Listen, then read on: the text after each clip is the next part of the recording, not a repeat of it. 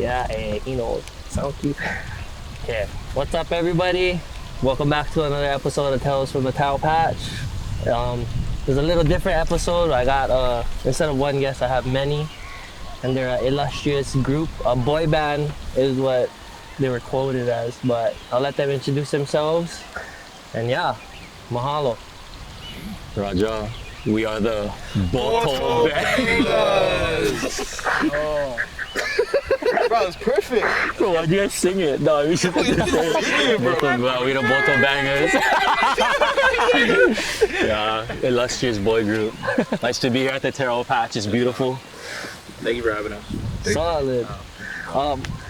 Can you guys talk a little bit about the formation of your group and how you guys all got together? We got three people who can quote. Yeah, let Jerry go. Okay.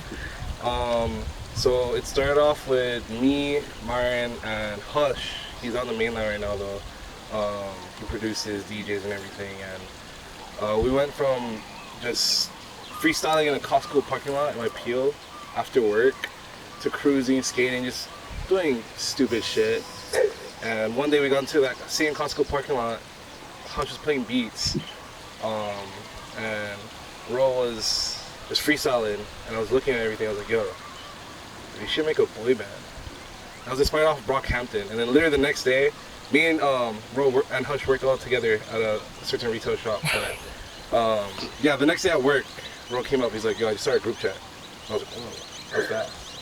Yeah. Oh, solid. Yeah. Well, the group chat was to stalk a girl, but but nah, that's a joke. That's a joke. Wait, can we cut that one? Nah. But then we went to Lucky Strike, and then Hush hopped out the car, and he was like, "We should make a boy band with just us." And then I was like, "Hell yeah, nigga!" And then Jericho was like, "Hell yeah, nigga!" And we were like, "Yeah, this is boy band already." So that's basically the start. Then after that, this guy would come to my house, sleep. This guy ate cereal at my house. This guy would rap at my house. This guy wasn't allowed at my house. And then he would also come to my house. So basically it's just, unfortunately the origins is White Peel, bro. That sounds so gross to say out loud. But yeah, White Peel founded, that's cool. Nah, no way. You guys can put on for White Peel. Wow, dude, yeah. Yeah, but I should have asked this first, because my bad, but I'm spacing out a little bit. But can you guys introduce all of you guys individually too? Oh yeah, Garen's. Yeah, we'll start from here. I'm Lucky Roo. Yeah. Giant Jerry. I'm Daju. I'm Devin Chef. I am Thank You Carlos. Man out P&G. 808. Raja, mahalo. With such a large group, how do you guys manage the dynamics and make sure each member's voice is heard? Bro, we don't. We just do shit, and then when we're all together, we're like, bro, you guys let Devin rap 18 bars. Like, and he's like 80% of the song. We're figuring it out though. This last project really taught us balance, and you know, we don't really know what we're doing because there's not really a blueprint for this kind of shit, but it's all just being honest. We love each other, so we don't really take criticism as like a weapon. We kind of just use it as like, you know, advice. So we're figuring it out. Yeah, solid. So what roles do each of you play within the band musically and like logistically? Okay. If I can answer for me and Jerry, since we're like technically the founders, I'd say like me and Jerry are kind of like the parents, so we have to constantly be on everybody's ass like that. But yeah, I'll just speak for me and Jerry, and then these guys can say what they do. We basically do everything. Yeah, really think about it, we do everything. I mean, when it comes to like, I guess like producing, you know, rapping, singing, doing videography stuff, as you can tell, like we all wrote pretty deep, and we kind of had to become self-sufficient just in the way we were like kind of brought up together. So it's kind of nice. We kind of like got our hand in everything for it. Yeah, it was a little bit of everything. Like if you go around right now, even with the people behind the camera, Chris and Harriet. Yeah, point the camera. Get in front of the camera real quick. Jump in. Show your. So that hand is Chris. The dark hand is. Yeah. But yeah. Everyone does a little bit of everything. if you're asking for like roles though, like like what does everybody do technically? Kind of, yeah. Okay, I got this. He's technically our treasurer because we pay him every month for our studio. For rent. He's treasurer, wardrobe, and like Uber. Pretty well. Manager, clown, producer, engineer, food taster, rapper, singer now too, yeah. Yeah, a little bit. And I guess our pothead of the group. Everybody is a pothead. He's our pothead. Crackhead. Nah, rapper, producer. He basically does everything. He's like our wild card, you know? Okay. Like, ooh, yeah. fuck, what is he gonna do next? This guy he's Filipino. Singer, rapper, producer. Designer too. Oh, he's a graphic designer. Yeah, he's a oh fuck, I forgot that. He makes the album work.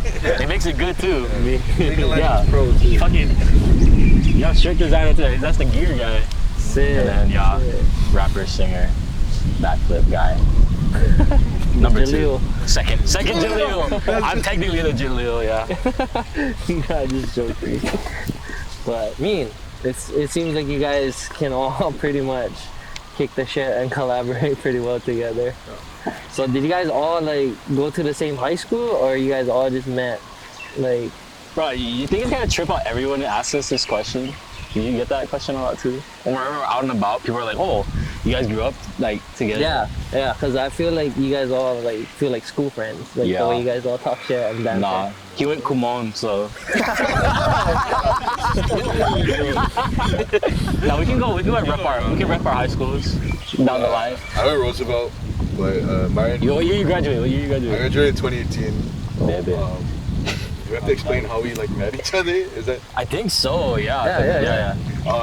Myron DM'd me on Instagram. Shut the fuck This up. one song, right? And he was like, "Bro, the mix sounds so good." And he was like, "How do you do it?" And I was like, "I don't know." And then he's like, "You wanna come over to my house?"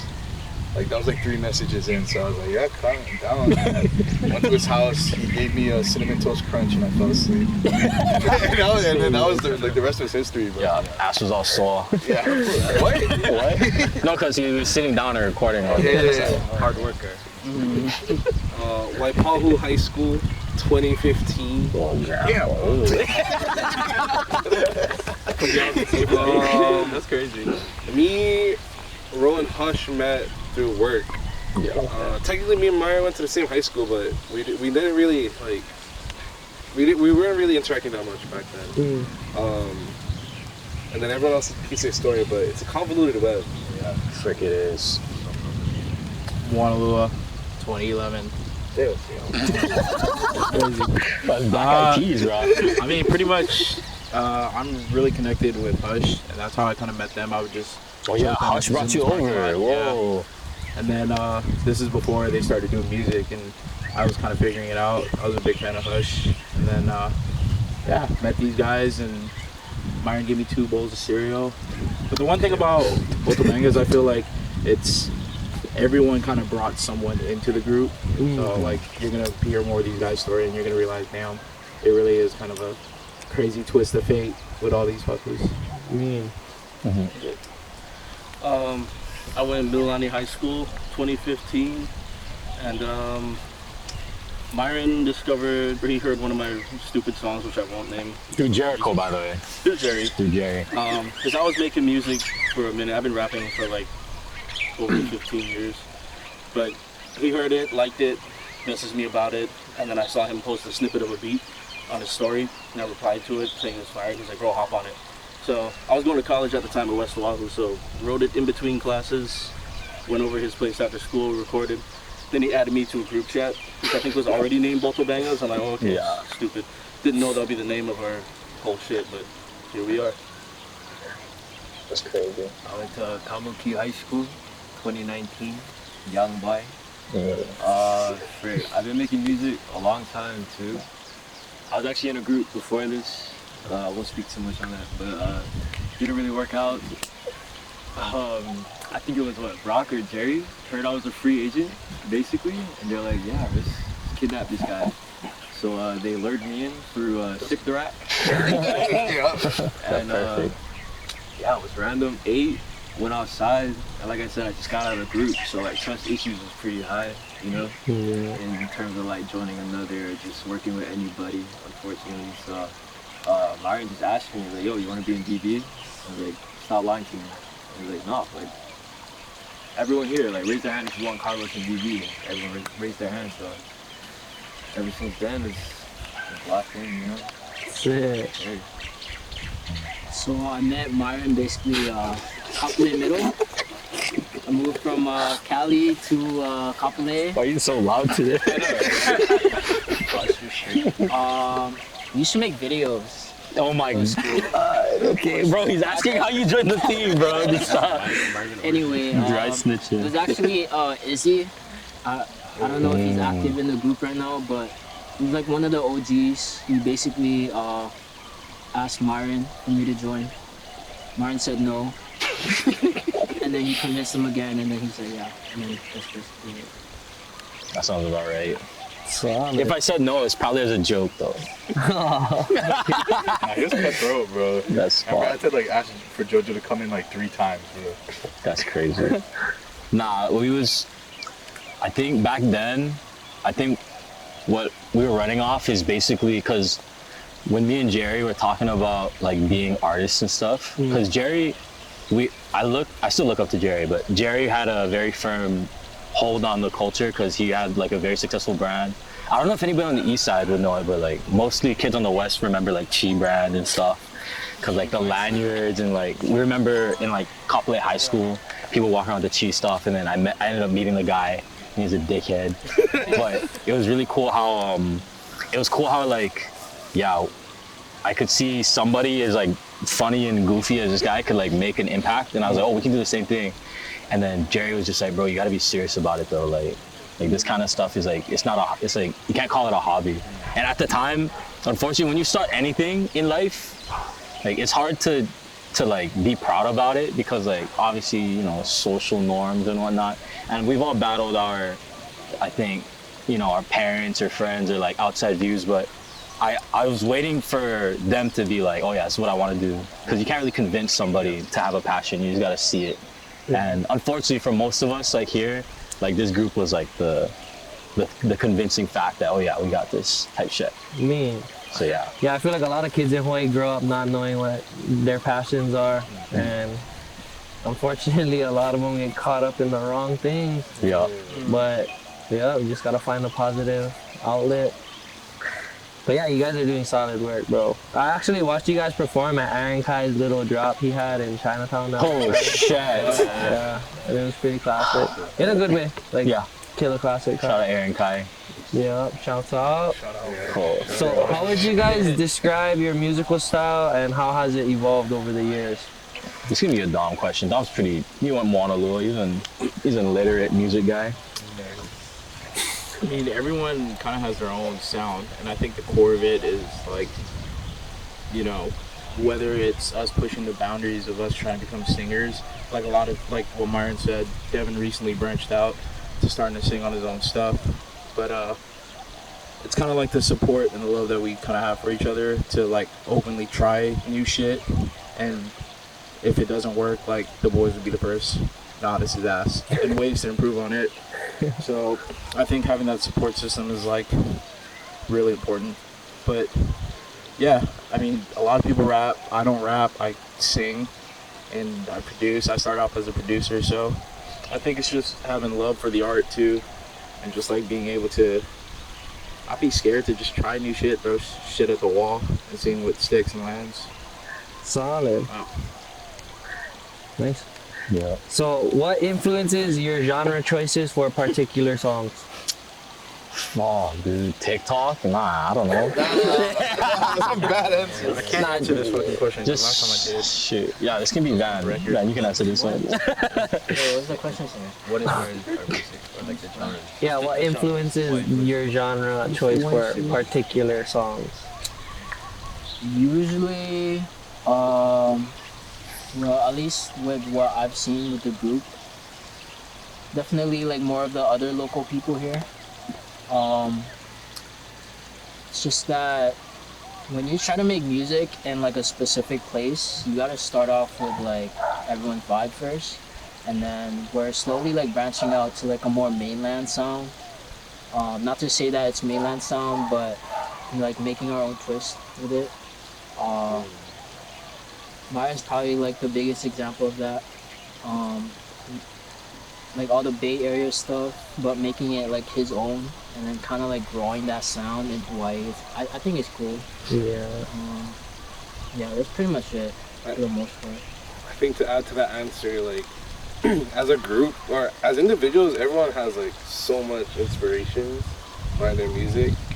But like as a group, like the blueprints that we kind of look up to, like is Brockhampton, like Odd Future, just because they fit the mold of like just a bunch of clowns making good music. Yeah. And just like Van was trying to say, like a lot of like Hawaiian and just local music in general, like really shaped how we are. And as we evolve, we utilize what we learn locally and how we intertwine it so it's more consumable for everyone else. Sick. So can you share some of like your favorite tracks from your musical influences that kind of shape your guys' sounds? We'll go one by one for this one. Big like Nightbird Kalapana. It's a good reference to kind of shaped how we listen to things and everything. Yeah. It's really nice. It's controversial take. Oh, no. Nah, it's not that controversial, but the life of Pablo, when Kanye dropped that, like how I listen to music changed so much. Cause that was the first album that like spoke to me about like, yo, production is just as heavy as like people rapping or singing. Yeah. Bro, respectfully, anything Kendrick Lamar related. Kendrick Lamar, now or never, that's it. That's all I'm saying. For me, I'd say anything and everything off of 36 Chambers. That was kind of like my first and one of my favorite experiences with the Posse Cut album. Everyone kind of brought their own flavors, you know, from Method to ODB. Everyone had their own styles, but made it mesh together to make something cohesive, and it's really fun. So I think we tap into that energy a lot. I think I have three main ones that I may or may not have just thought of right now. But JPEG Mafia for production. I take a lot of influence from him. You know, Dom was talking about throwing shit at the wall. I think his stuff sounds like actual shit on the wall. So I really enjoy that kind of music. I say Sade / Anita Baker / James Taylor / so on and so forth, just cause like I was raised around like local music and stuff like that, but primarily in the household, you know, you're waking up, either it's time to clean, or you hear that bacon sizzling on the stove, you hear Baker playing, Sade playing, it's like get your ass up type music, you know, get your day started kind of thing. So a lot of the soul comes from that era and timeline of music for me that I try to portray in my music as well. And current GOAT, Kendrick Lamar too. I can't lie, you know. Like it's been years, bro. Back to back for me. So yeah, that's my three kind of. My bad. Kulohe Kai.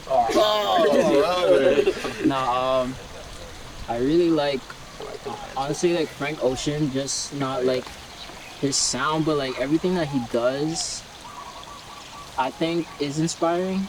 The way he produces like a lot of stuff, how he like videos it, like all that stuff. I think he's definitely the blueprint for me. It might not be the sound I have now, but that's definitely something I'm like working towards. Yeah, Crazy Frog, you know, the duck song, Gummy Bear, anything catchy I fuck with. So that's, you can hear it in my music. I don't know what they're talking about, but yeah, I prioritize catchiness over anything. It's kind of where I'm from, you know. Yeah, it's that generation, bro. Type shit, bro. We on TikTok. We making these 16 seconds work. Bro, we're leaving that answer. Cut them out. can you guys talk a little bit about your recent collab you had with 7-Eleven and how it came about? This has to be a Jerry question, huh? Hey, shout out Amy Block from 7-Eleven. Got the connect. It's funny because the start of that, I wasn't even there. I think I was sick, or I think I had to work. But it was a BB Wednesday. Every Wednesday we link up and work. And I believe it was Van and Devin. I think Brock or Jojo shot it, but they're doing like a promotion for one of our shows that we had at the time. And it was going viral. 7-Eleven just commented like flames or something. And I was like, once I saw that, I met up with them. I was like, yo, how funny would it be if they collab with us? They're like, that would be crazy. I was like, yo, fuck it. DM them. It was surprisingly as easy as just asking them. They said they replied, and from there, like I think it was like 3 months in the making, 4 months in the making. Yeah, it was a Republic show. They wanted us to toss out candy and talk about our experience, which is something so random because we usually just like turn our brains off and jump around and drool on each other when it comes to doing stuff on stage. But Amy was in the crowd and she gave us like a bunch of stuff to throw out, and bro, I'm not gonna lie, that was the most lit I've ever seen like the security guards at Republic be, bro. They were like pushing kids over, trying to like catch some of the stuff we were throwing out. Classic. So I was like, oh, this is neat. And then Jericho just kept on doing more and more layups to the point where we were like, oh, we want to release a single with you guys. Because I think the main angle of Boto Bangaz is just making sure we're going against the grain. Yeah. Because if we're being quite honest, like with Angry Locals, you look at our predecessors and like I don't think we're like as skilled as like MCs as they were. And back then it was super cutthroat, like go to a high school and then like battle rap the fuck out of this kid and then destroy his career and then move on. But like we're in a day and age right now where like we primarily reside on the internet, so we're just trying to find different ways to break that and have fun at the same time. So yeah, we were like, fuck it. People release songs through labels, let's release it through 7-Eleven. Man. Yeah.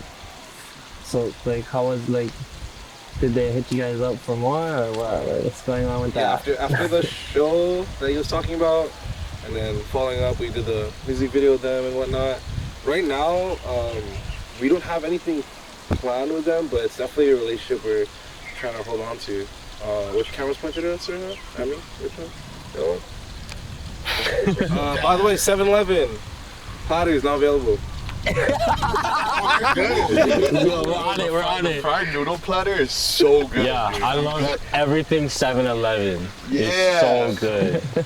No, fried noodles were actually fine. Yeah, the fried noodles are actually really good though. That's classic. Of course I'm saying that. You guys should actually suggest that you'll make them a new jingle. From game, they've been recycling that one for a minute. Yeah. But it's hard to figure out how to sneak Boto into like anything professional.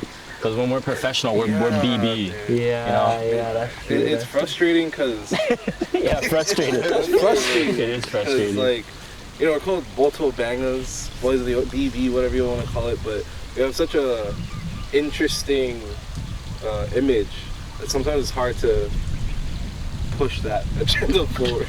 Pause. Oh, facts. Facts.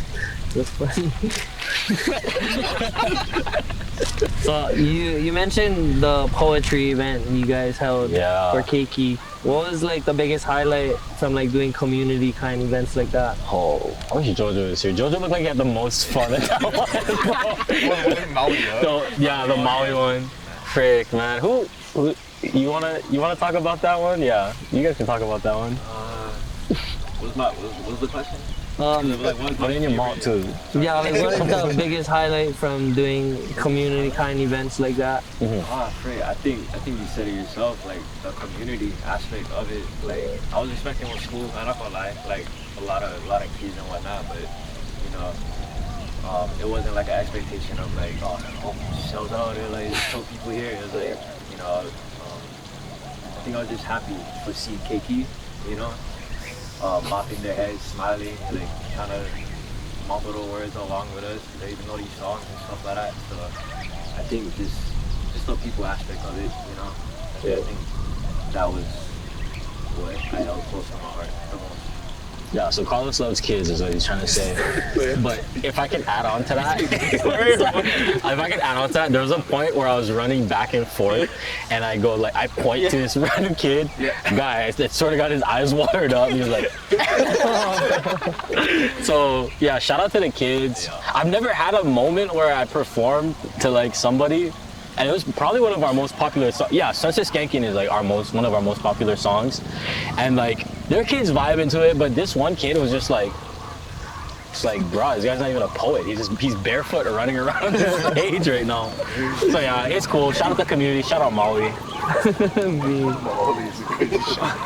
Well, they also did pick us up in a sprinter van. They did. Just flying from Big Island to Maui, picked us up in a sprinter, started us there, finished it. And then we took us went back. Yeah, bro. we were in and out of Maui in like 2 hours. Yeah, It was kind of trip. That is. We had our own green ones. And we had our own green ones. Yeah, that was wild. I freaking like Prince, C&K performed there, bro. Nas, like there was some. We're definitely running it back when we're like way bigger.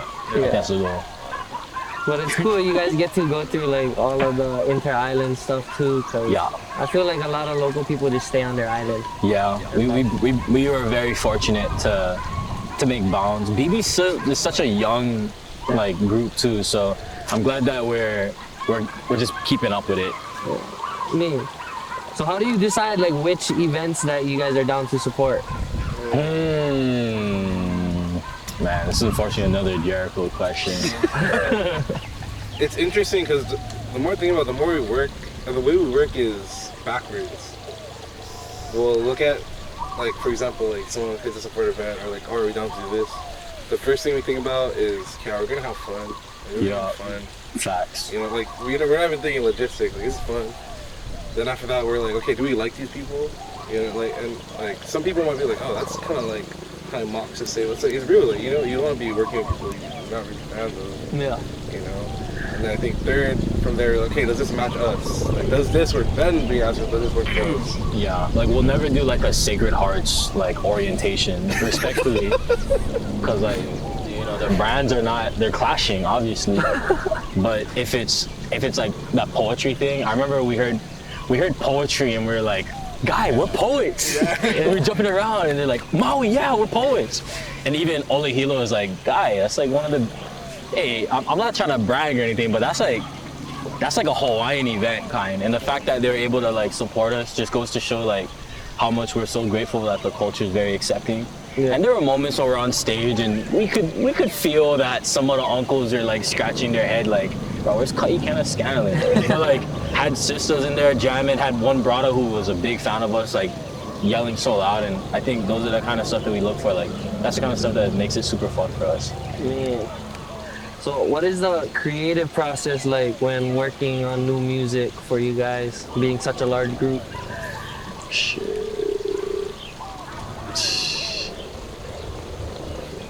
Basically, we just whenever we need to do something, we do it. Like no joke, bro. I wish there was like a cool creative thing we could have explained to people, but it's kind of like basically half the time it's either Myron or Carlos or Dom hear something they like, and they're like, okay, I know this, like Carlos will sound good on this part, Devin will sound good on that part, throw it together, or we just do our own sessions like that, and like whatever inspiration or what references we have, we just make it come to life pretty much. Yeah, kind of like planting kalo, bro. You just gotta watch them grow. Like, get weeds, you pull them off. It's all about really knowing the season, you know, the growth. when you gotta get dirty, when you gotta get clean. Yeah. It's like getting metaphorical over there. He is a poet, guys. Esoteric. So how do you balance the individual creative ideas among the collective vision of the group? It's like the hardware question. Yeah. It's a really good question. I Right. get that. There's plenty question. I think because we are our own You're artists strapped. at the end of the day. Hell no. But like because we're our own artists at the end of the day, we solely dedicate, like we emphasize that Wednesdays has to be dedicated to BB. Anything related like video content or music wise. And then whatever days like, you know, the studio's open, where we usually cook up is right above upstairs at Harper's Vintage. Like we'll just let each other know we'll work on our own stuff. But yeah, it's just having that structure like dedicated at least one day where we're just doing this. And, we don't really think about it at this point, but yeah, it's not really hard to like balance because we all know what we want as our own artist identity, and as a group we can kind of figure out what we want. Yeah, we're not really. I don't think we're selfish. Even like we put our egos aside. We know we all have a job to. They have a job to work. I'm doing this all the time, but guarantee like if Brock or Carlos be like, "Oh man, come shoot me," I'm like, bro, I got work. You know what I'm saying? Like, we're always down. I think the main goal is like we're always down to help each other. Like, there's rarely a time we'll say no, and when it is, it's just because we're too busy. But it's all about catching each other's backs and using that as the foundation. We can move with like, oh, I think you wouldn't fit on this song, and then be like, okay, I see how it is, But we'll move on to the next because there's always gonna be more songs. I guarantee. We're never gonna run out of songs. Yeah. So it's all cherry. So what have been some of the biggest challenges you face as a band, and how did you overcome them? Frick, bro. Money? Bro, we're broke as fuck, dog. I think it's mainly. Bro, I had to eat rice off of fucking. I had to eat the musubi rice off Brock's shirt one time. Dog, it's bad. I think it's mainly like from a financial standpoint, and then from an individualistic standpoint, because technically, Boto Bangaz, we've been a group since 2017. Yeah. But we've only been like more formal, I guess, or being more serious about it about 2 years ago. And just like Maya was saying earlier, like everyone's different individual journeys to be like, you know what, like I want this. I want to do this for real. This is not just a hobby. And every day we're still battling with that, And I think no matter what level you're gonna be at, you're always gonna be having that slight battle, like, oh, I still want to do this. Okay, yeah, like I'll go do this. And of course, financial. Like, we're one of the groups or artists that we don't flex that things are happening that fast. We're realistic. I know some people that get like that one awesome show. And from there, they're like acting different on Instagram, post it up. Catch me. Nah, we're like, bro, like. No, we're still broke. Like guarantee. Like, I'm not gonna lie. Nothing makes me more fucking proud to say that we got flown out to Big Island, bro. Like some IG thoughts, bro. We got flown out to Big Island. We performed there. We got Chetty for it. Me and my boy. These three fuckers were in a mansion, big chilling on TV. Bro, we were like living good. And then we came back to Oahu and we're like, fuck, dog. Fucking Scots get holes in them. Like, frig, DMs all dry. Like, fuck, gotta go back to work. Like, it's cool. But like, it's all about riding the wave. Like, we'll never be too depressed because like stuff has to get done. But it's about being grateful, and we'll never be high mocks because we keep each other grounded like 24/7, always poking jabs and like scrapping. But Jericho said it best. It's about learning to love it when it gets tough. That way, when it gets good, bro, you fucking coming, dog. You know what I mean? You freak the money if you want. But that's basically our grind set, right? Yeah. So what have been some of the funniest experiences you guys had as a band? Oh, can I go? Okay, we'll start from me. We'll go this way. Guy, one time we was out in LA. Bro, holy fuck, dog.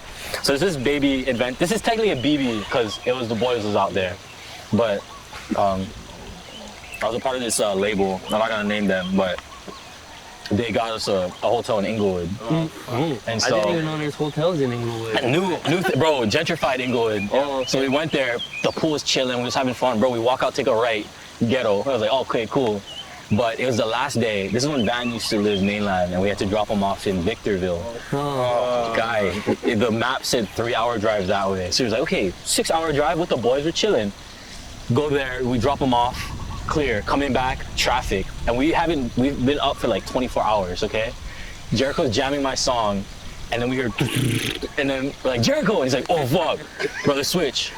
Bro, I hop in the car, Jericho and this guy right here is knocked out because they've been like, we were up for like 3 hours driving this guy, rapping about let's take Van home, and we're freestyling. So we kind of blew our tank, yeah.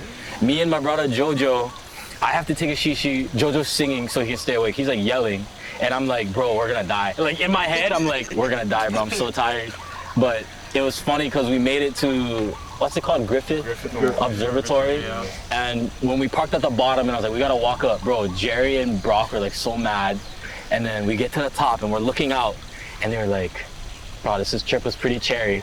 And I'm pissed because all 3 of those guys got to sleep, and I've been up the whole time. Like, bro, this trip fucking sucks. I was sleeping at the fucking For real. Oh yeah, this guy had tacos the night before. But yeah, the trip almost dying in Victorville probably was the funniest moment for me. Boto Bangaz related. That's funny. Yeah, I've been to Cali and I'm good. Yeah. Cali's intense, guys. It's just so. Not Hawaii. It's not Hawaii, bro. You take one wrong turn, you're fucked. Yeah. I don't care what anybody says, but like, you're adding 30 minutes if you take the wrong exit. Bro, if you miss an exit, you're done for the day. Yeah. You basically have to chill in that area. Yeah, or whatever valley you're in, you're like, yeah, bro. Their freeway system is not. It's not. I got one. Can I say one quick one? Automatic. This is recent. Ola Hilo. When Jerry was performing on stage, he kept fumbling on his words. Mind you, this is our manager, and he's stepping into the artist lane, which we love, but he fumbled his words, and then Myron from the side just is like booing him and throws a fucking water bottle at him. Hits him like right on his head, and then the security guard got hella pressed at Myron and was like, hey, can I be doing that? And like try to shove us to the back. It was like the funniest shit ever. Bro, because we were all in the front cheering, and I need to make this like very obvious. I wouldn't have been mad if he messed up. I got mad that he laughed and he looked at me. Because we were all rehearsing hella hard for it. Dude, this is, I mean, it is our breakout show. Like that's our biggest thing we've done yet, in my opinion. And we're all rehearsing. We're all super critical about it. And this is his only part. This guy fucking just goes up. He's doing cherry. Then he just has to rap, bro. He's like, oh, and he looks at me at the bottom. I'm like, bro, fuck you. And I just lob this empty water bottle. He's dunk. And he starts laughing, and then the security guard's like, bro, don't do that. Just get in the back. I'm like, all right, my bad, chill. Right when the water bottle hit my head, I remember all the way. You gotta start with the water bottle to the head. Yeah. But bro, I feel like security guards, they take their jobs one time. Yeah. Way too serious, bro. There's a very fine line, because like, I feel like they're not saving lives, but they're protecting them at the same time. Yeah. So, you know what I mean? Sometimes they're just mad for no reason. Yeah. It's like, like what? Is me being here really affecting you guys? Come on. Like, I'm secure. They do that. So what are some long-term goals you guys have, and where do you see yourselves in the next 5 years?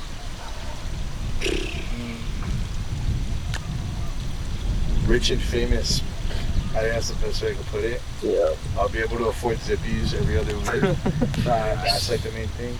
Also, shout out Zippies. Yeah. Bring back the mushroom burger, bro. Cool. Burger. It's like with Swiss cheese. Or just Zippy's mushroom burger. They don't make it anymore. COVID ruined it. I remember they used to make like the popcorn chicken and French fries mixed, bro. That's right, bro. But yeah, pretty much, I mean, just enough money to, support my family and support my other family as well too. And just be happy doing what we love. There you guys. Strange family. I think Brock said it best, like just being able to do what we love every day. You know what I mean? Like, I think if you were to ask all of us here, like, is our goal just to be famous? But it's not just to be famous. Like, it's about being able to make it out, not just for ourselves, but for everyone else on the island.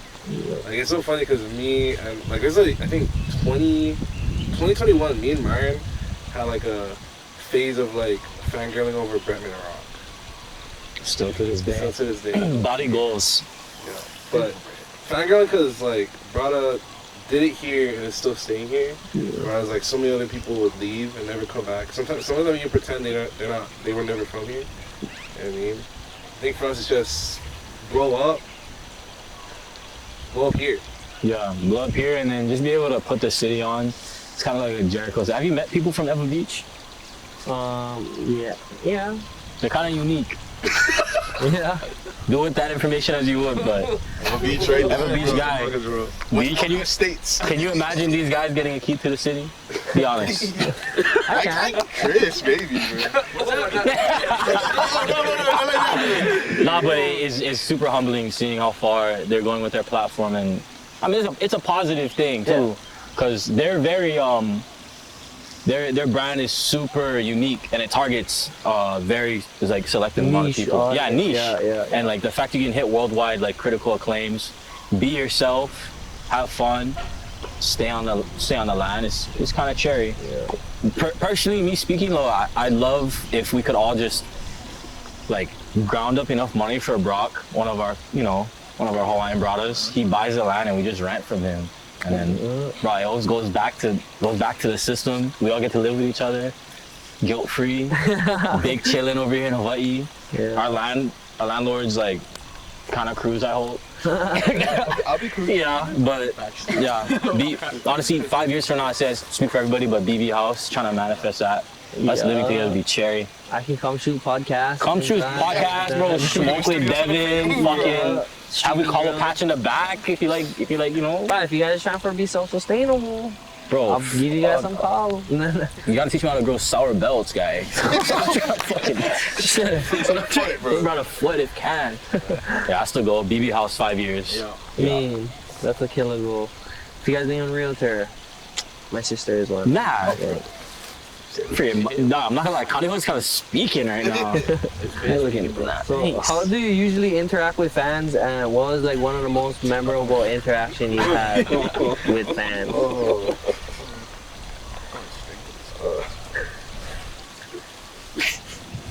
Oh shit. Oh frick, bro. I love him. Yeah, bro. I love them all. Our group, I don't know if I'm speaking for our group, but at least for me personally, it's so different.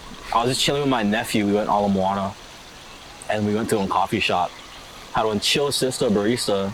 I'm grabbing the coffee from her, and she's like, "I love your music, by the way." And I'm like, "Shut the fuck up! You're not listening to my music." Because for the past 5 years, it's all like Filipino teenage boys. So I'm still kind of used to that. And I'm walking down the stairs, face tat, you know, Hawaiian brought a fucking filthy shirt on. He's like, "Flow for me right now, dog." I'm like, oh, I just laughed. I was like, haha. And he's like, nah, from Vegas, but bro, we used to be from Waipahu. We fuck with your shit, bro. Keep it up. And I'm like, fuck, dog. I can't even. Who the fuck listens to my music at this point? It's so trippy. But nah, it's cool to see that we don't have that that cringy like pull out the phone. Everybody's just super like, I think they're just respectful, and they're also like, oh, these guys are doing it like hometown hero kind. You ever watch fucking what's it, Rocky? And that fucker's just running around. That's how it feels, bro. Yeah, that's how it feels, bro. It just feels like we're doing it right. Bro, it is a good feeling. I mean, fuck, you know, chicks at the bar, you know. Yeah, you know, come on, guys. Come on, you know it. Not me. So, do you guys have any plans to try and expand your reach outside of Hawaii yet? I think so. Things are happening. Yeah. I keep seeing all these, I don't know if it's like the internet trying to tell me something, but we're really trying to fight to grow from inside out, so we have that foundation. But plenty people, even like people we look up to, and they'll come up and talk to me and be like, "Oh, bro, make sure you're targeting the cities outside, so you blow up out there and you come back in." And yeah, even I saw this Suicide Boys one where they said the same thing. They blew up in Germany, and then New Orleans was the last place they blew up. So I think it's all adapting. The times are different. Yeah. Like the internet is so strong. Bruh. But I can guarantee that we prefer if, you know, the mana stays in Hawaii and then we just spread it out to like semi-local places, Vegas, you know, Utah, the diaspora area. Yeah, you know, where the forbidden locals are at right now. They'll make it home one day, guys. One day. Eventually. So, what is the hardest thing about making hip hop or rap in Hawaii? This is a Devin, Mr. 15 years over here. Nah, Devin and Carlos is probably the best people to answer this question. Yeah. Frick, I don't know. So like, I feel like, especially over here, you can get caught up trying to sound like everybody else that you look up to. I mean, to be fair, that's what That's how most musicians start off to begin with, taking their influences and kind of shaping it off of that. But you know, after a long time of doing it, you kind of assemble them all into one thing and combine it with yourself. So I think really just being yourself through the lyrics and through the songs, the work will be done by itself. It'll work out itself. I would say just staying true to yourself, really, and not trying to stray away from what you really like or what you think that you should sound like. You know? It's not really an issue now. It's kind of just funny to me, but I think being told by other Hawaiian people you're not Hawaiian and being asked how much percentage of black you is for saying nigga and like all this shit, like I think just dealing with people that are so caught up in like how much ethnicities you are, I'm so sorry, and stuff like that, it was irritating at first. I'm not gonna lie, like it's like every time me and him drop on songs, Bro, aunties, uncles, just like, oh, this brother not Hawaiian, this guy not black, da da da da da. But it's really just internet stuff. But same thing as like Devin said, I think staying true to yourself can be difficult in a sense where like people always want you to be in that box. And I think the right choice above all that is to be out the box and to make a way for yourself. So, Yeah. it's just funny. Gotta break the mold. Yeah. It's a little controversial too, because I feel like if hip hop is just the art of like talking your struggles and like trying to speak through your voice, and hip hop technically isn't hard to make in Hawaii, it's just hard to make art that everybody likes. Yeah. That's the hard part. Yeah. And you gotta learn what you want to sacrifice. Like, you want to sacrifice some of your own individuality to speak to like a wider range of people, Yeah. or do you want to, retain your self being and just speak your, speak your truth. Yeah. So, what is one word that you guys would use to describe your group? Great. Mana. Ew. Yeah.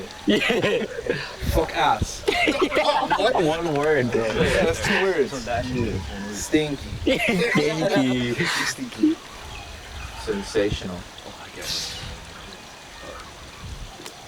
cock and balls. Words, guy. Only one. No spaces. Yeah. We are pretty happy though. Come on, man. Tweaking. Yeah. Fiend. Playful. That's the most accurate one. So far. Right. I think we're silly.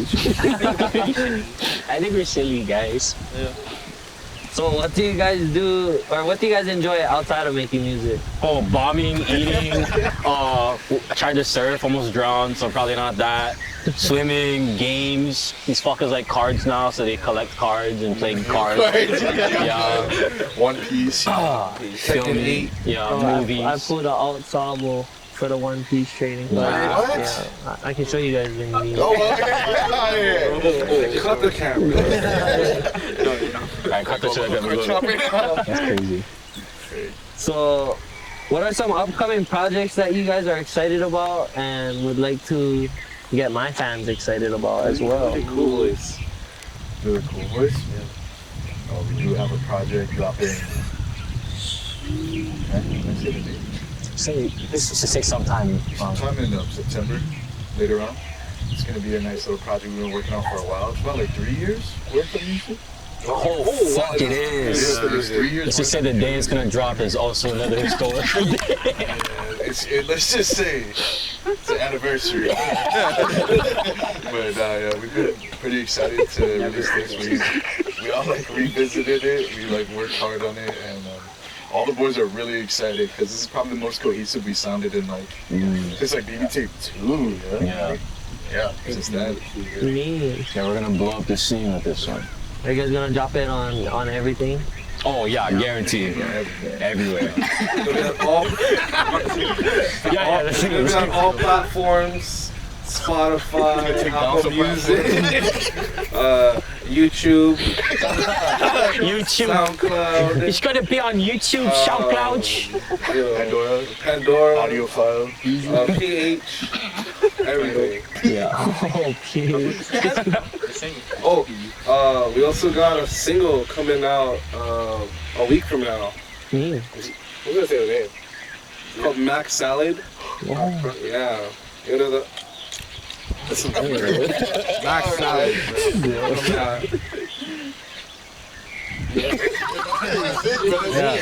This single leading into the tape. We're gonna have some visuals. It's been a good time. We're gonna have some crazy announcements coming out for September though. Big time. But I like to do ad libs for you guys on one song. Come true. Bro, if you wanna like do interludes too, we're trying to get sister from Nanakuli too. We're trying to get But you gotta get the auntie thumbs up. Oh. You know that auntie? We're just trying to get all the people we like online to just do some interludes. So probably not ad libs, but bro, I get you on an interlude. You can. Not the guy that I'm does down. not to sound braggadocious or anything. Yeah. Oh, Jesse, Double yeah, with me, he's bro. fucking funny, bro. Shout out Jesse, you're the man. But yeah, what's one thing your fans might not know about you guys as a group? Oh no. We're pretty open. Pretty race. Lie. Yeah. Maybe Racing. We like racing. I think like your Minecraft YouTube channel. Bro, stop. That's not a Boto Bangaz thing. His Minecraft YouTube channel, bro. 100,000 views. Hey, bro, that's numbers. Thank you. Yeah, I didn't know Brock had an eating disorder. Yeah, I'm eating disorder, bro. He's this order, he's eating that order. Oh, that's a good one. I don't know. I didn't really give him a shot. One thing. Oh, Dom used to be a masked warrior. You guys watch Masked Singer? Oh, Yeah, he used to be a masked eater. Crazy, bro. Now I'm just out and open about it. oh, this guy. We're all grandmasters at chess. Shut the fuck up, bro. We're not savants. Yeah. Or are we? Devin used to go, what's your old name? I used to be in a group called Outsiders. Shouts out to the boys Clyde and Daniel, by the way. Love you guys. Yeah. No, what did you used to destroy back in the day? Don't worry about it. No, say your name, bro. Say your name. Did you say it? Used to be the cunt destroyer. Devin the cunt destroyer. I made a burner account just to keep the name so nobody steals it, but I don't use. Yeah. Type shit. Type shit. What about you, Carlos? I didn't know how to swim for a very long time. Dude, that's so recent. Bruh, living in Hawaii, not knowing how to swim. Yeah, Bruh. long story. Like, Couldn't be me. I just learned though. Yeah, at least you learned, bro. That's a life-saving skill right there. Dang, a lot of them secrets. Yeah, that's a secret guy. Oh, you guys probably didn't know he's employee of the month. He was so like, Yeah, so I work at a specific place in Ala Moana. That's crazy. Basically, the aunties, they give me like $20. I help them out with their internet. oh, they're in Yeah. Their phones, all that stuff. See, this Me and Brock is and a Jojo are happy fighting a ending. gambling addiction. Oh, yeah. Pretty bad right now. That's a heavy addiction. No, it's not. Nah. We just open up Yu-Gi-Oh cards. Bro, that's a gambling Yeah, addiction. it is a gambling. It's literally, bro. cause yeah, they know how much they're putting in there. They know we don't know that we're not buying it. So, last question I like to wrap up with every guest. What does aloha mean to each of you? Bro, that's a good question. Shit, bro. I think about this question every day too. It's crazy. Sorry. Okay, this is kind of corny, so if you guys laugh, I have to kill you guys. But, bro, aloha means home, bro.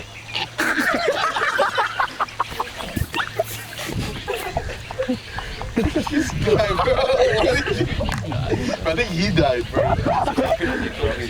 Oh, frick, yeah. Alright, Matt, it's your turn. Aloha means home. Yo, shut the fuck up, bro. Nah, definitely, I think it's tied to respect in some way. You can't really show aloha in the mainland how you would show it over here. Yeah. It has to be like a mutual thing.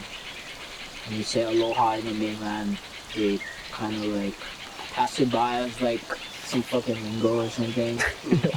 You say it over here, It's say a it with lifestyle, the bro. person that you respect, basically. Yeah. Or like anyone you would want to respect. Yeah. I like that. Because aloha means family. Yeah, little sticks. Yeah. I think. Wait, say it like how you said it though. In the movie. It was Ohana, bro. Yeah. Oh, shit. You said Ohana. Hey, you weren't. Right on, my bad. Give me your aloha card right now. What are you doing, bro? No, first thing I think of when I think of aloha is family. Disregard everything I just said 10 seconds ago, but yeah, family is everything to me.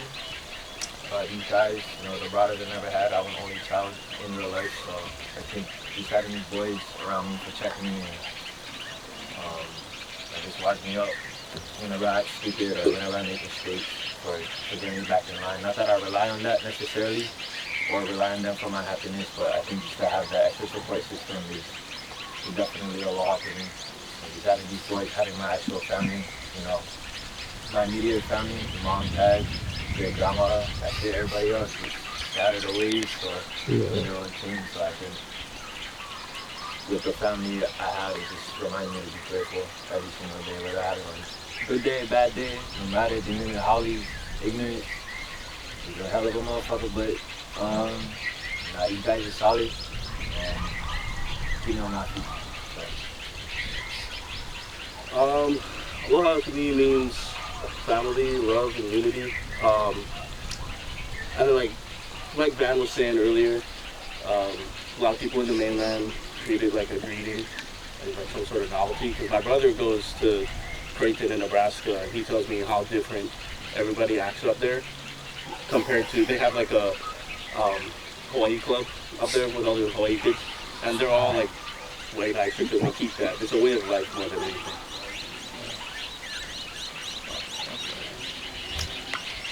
I'd say aloha is definitely a sense of genuine love and compassion for anyone. And I think all of us can attest to this. Growing up in Hawaii, there's always been, like Van said, that respect amongst your neighbors, your friends at school, where you do a nice gesture for someone and you don't have to expect anything in return out of it just because you wanted to genuinely make someone's day. Yeah. So, I'm like living on the mainland for a little bit. I got to experience that, where it just felt really empty and everything felt really fake and authentic. Like everybody was trying to one-up you on some shit, but you ain't got to worry about that here. And that's what I feel like aloha represents. Nice. Yeah, I think aloha is just like concept, man. Aloha is just love. It tricks me out how different us locals are raised over here than in the mainland, because like I lived there when I was younger, but I fly back out there mainly for work with Myron and them. And it's so weird because people be thanking us for the smallest things. Like, oh, thank you, bro, you're so nice. Oh, well, you have to do that. I'm like, bro, like, dog, like back home, like that's like Common. it's what we do. Yeah, You know what I mean? It's so weird because the lifestyle that we have here, it's about family, love, respect, community, and when every time we fly to the mainland, I get homesick so fast. Yeah, me Like, too, bro. Even if the food might be more like exquisite over there, like more broad. 'Cause Yeah. even if there's like so much more things to do technically, like nothing can beat the aloha you find here. Yeah, facts. I'll probably say it's like culture, in a sense where it's like being born and raised here, you kind of like, you never really understand it, but you experience it every single day. And I think for us is that only we can relate to it just because of being here, our whole lives. And I think, like as they're saying, it's like a novelty to some people, but it won't take away the actual meaning and like the presence of it to us. Because at the end of the day, like, we live off love, the positivity, and like the land and everything else. Yeah. Beautiful, guys. Well, I'm gonna holler at you guys for your time, your mana'o, your jokes, the laughs. It was a good time. You guys have anything else you want to say to my 10 viewers? Should Darius actually like go over there and do a backflip for you guys? Oh, yeah. Yeah. Yeah. Do a flip. Thank you.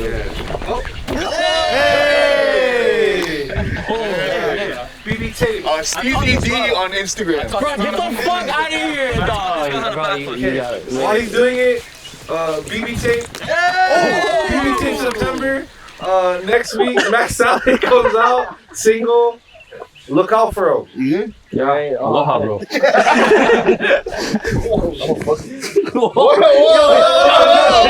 Whoa. My mic is still on, y'all.